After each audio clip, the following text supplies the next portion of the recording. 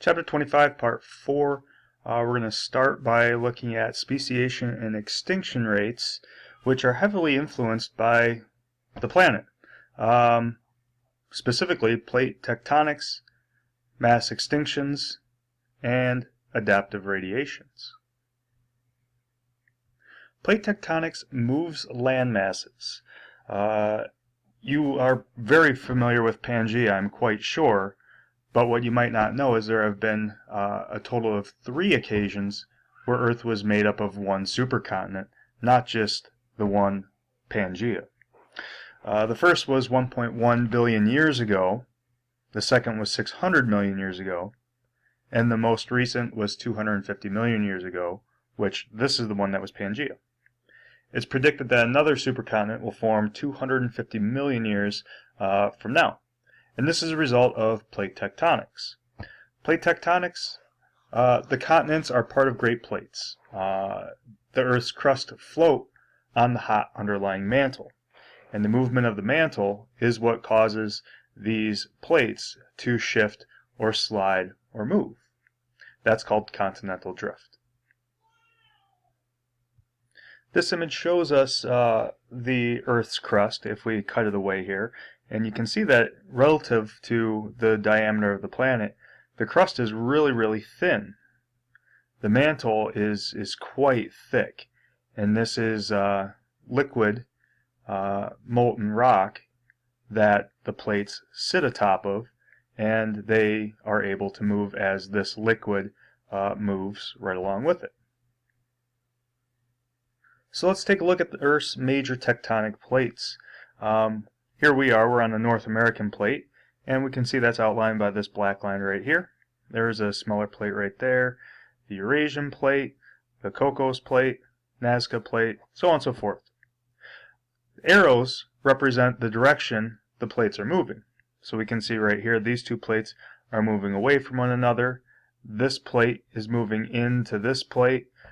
These two plates are moving away from one another, and so we have plates moving into and away from one another. The arrows show us that.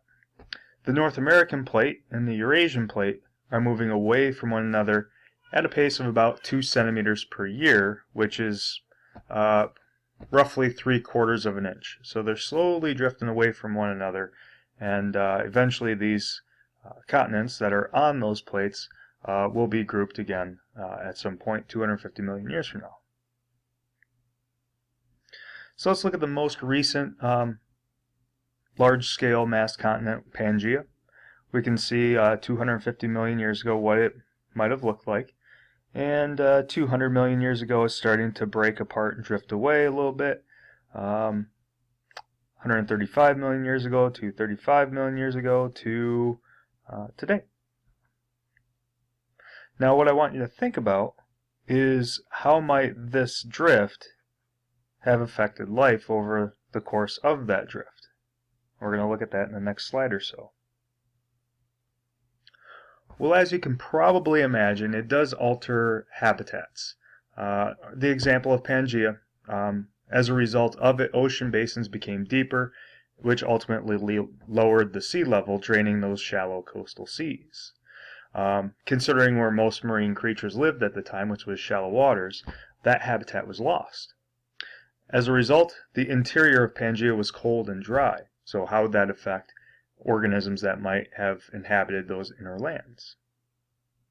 This also takes climate change into effect. One example that the book gave was the lower part of Canada was once right around at the equator, and now it's 40 degrees north 200 million years later. So what happens to the organisms? Well, as a shift from going from tropical to quite cold at times of the year, I suppose, organisms have a couple options. They can either adapt to the changing environment, they can relocate or move out of the changing environment, or they go extinct. What about the life that got stranded on Antarctica? We talked about the fossils that were found from 500 million years ago. They kind of got the short end of the stick as they were on a continent moving away from everything else. They didn't get a chance to really relocate after that separation. So due to the extreme cold at the south end of the Earth there, they couldn't really adapt. They went extinct. We have previously spoke about allopatric speciation as a result of a geographic barrier. This definitely creates geographic barriers between species, which leads to speciation, divergence specifically. It also helps explain why we see some fossils where we happen to see fossils, like those fossils on Antarctica. Why are they there? Well, they happen to have gotten there because at one point Antarctica was much more northern, where it was sustainable for most life. Another interesting thing is it connects other continents that have since shifted away, such as Brazil and Africa, which are quite far apart at this point. But looking in certain strata underneath the feet that we walk on, we can find the exact same fossils in those strata on both continents. What that indicates is that at one point, those two continents were connected, and this allowed crossing from Brazil to Africa, back and forth, whatever.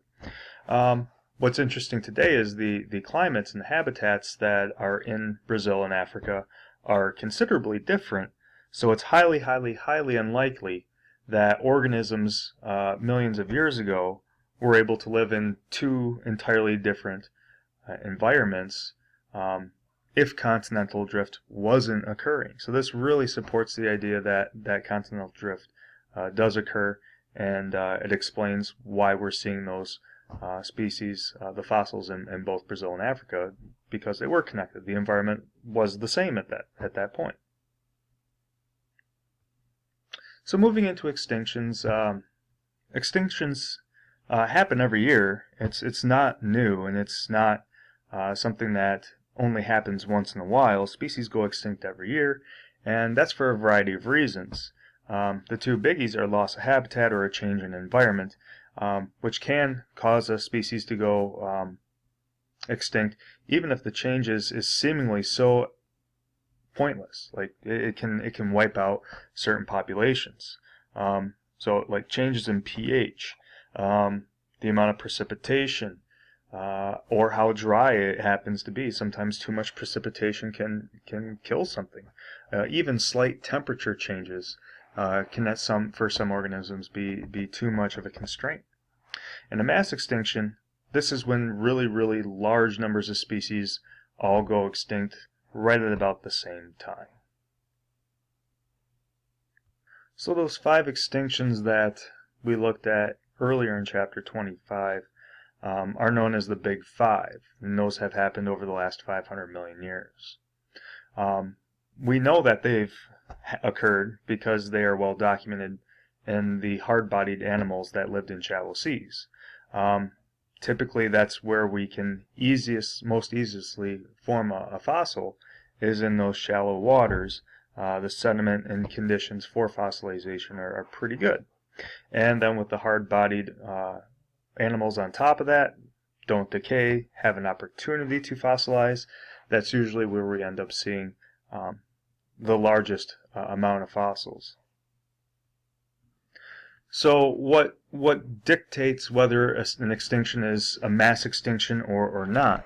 Well, it's specific to the marine environment, and it's where 50% or more of Earth's marine species go extinct. That Permian mass extinction, which we looked at, which was the first of the Big Five, 251 million years ago, wiped out 96% of marine species. This was due to the enormous volcanic eruptions in what is now Siberia, which ultimately ended up leading to the oxygen levels in the ocean to dip drastically. So what was able to survive? Probably a lot of those anaerobic organisms that live near those deep sea vents, and maybe 1 or 2 others that could go extended periods of time or didn't require high amounts of oxygen. A lot of life was wiped out at that point. And then we have the Cretaceous mass extinction, which wiped out the dinosaurs. Thought to be a result of a meteor that struck off the Yucatan Peninsula off the coast of Mexico. And the the impact that this had shot debris up into the atmosphere that was so thick and dense that it blocked the sunlight for months. As a result of the blocked sunlight, you got the plants that couldn't photosynthesize. It probably became considerably colder, and the dinosaurs being, for not all of them, but top predators or herbivores that fed on the vegetation, food source is gone, and they were reptiles, so not having food and being cold-blooded doesn't work well for you with the sunlight being blocked out. So, is a sixth mass extinction underway? The signs point to yes, and it's largely due to, go figure, us. This was a book that I started to read a while back. I'm still kind of working through it, but it's an interesting read. Essentially, what's going on with our sixth mass extinction is it's not uncommon for animals to go extinct every year. That's normal. What's not normal is how many have been going extinct on an annual basis as of late, like the last 50 to 100 years. This is largely due to human activities. I mean, if you think back to some of those things that we had discussed a moment ago with loss of habitat and change in environment, while we're chopping down forests, encroaching on the habitats of animals. I mean, even here in Arizona, where there aren't forests necessarily to chop down, we're still encroaching on the habitats of other animals. This puts them in a position where they have to either A, move, B, adapt, which you can't really adapt to a loss of a habitat, or go extinct. There's also the change in environment that we're producing. Big oil, producing a lot of particulate matter that goes up into the atmosphere. So, it all factors in. Will there be a sixth mass extinction? Yes, I think there will be. I think I read somewhere that it's predicted, I want to say coincidentally, like maybe 250 million years from now. Anyhow, mass extinctions lead to adaptive radiations. And adaptive radiations occur right after mass extinctions. Mammals experienced an adaptive radiation after the extinction of dinosaurs. While dinosaurs were on the planet, mammals were too, but mammals were not diverse. We were small, they were nocturnal, and the removal of the dinosaurs, mammals were able to survive that because, while being small and nocturnal, we lived underground.